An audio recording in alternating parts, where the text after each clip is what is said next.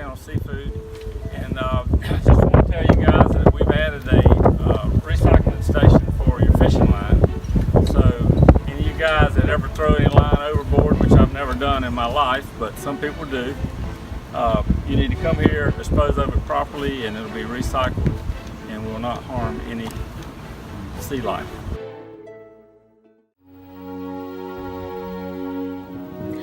I'm Kim Beller. I'm a volunteer with Plastic Ocean Project, a local nonprofit organization that does research on how plastics affect our environment, our oceans, our beaches.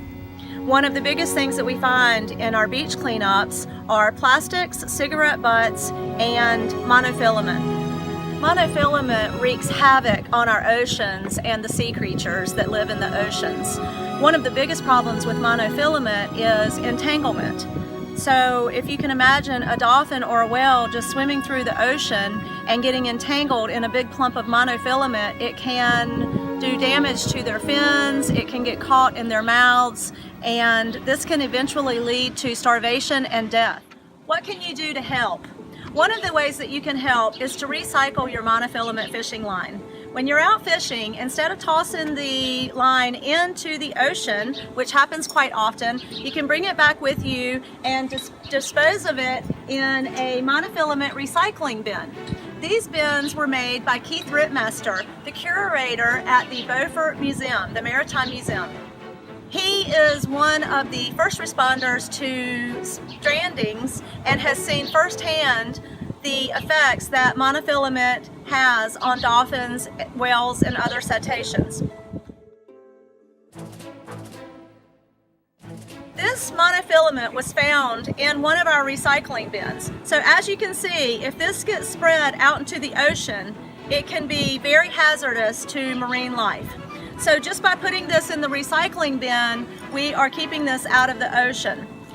Another thing you can do to help is do cleanups on our beaches, on the spoil islands, and in the oceans. Anytime you see plastic or monofilament floating in the oceans, please pick it up and dispose of it properly.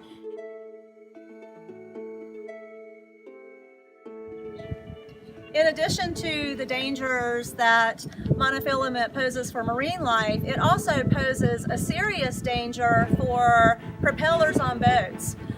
We have had a lot of entanglement issues with boats going through the ocean, and all of a sudden they just come to a complete stop because they have gotten a clump of monofilament wrapped around their propeller.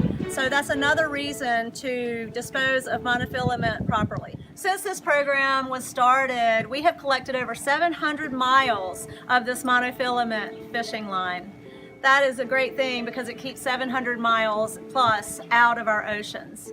You can find monofilament recycling receptacles all up and down the East Coast. There are dozens and dozens of them.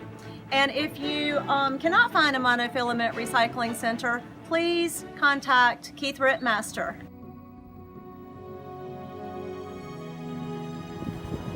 To learn more about this program, please click on the link below.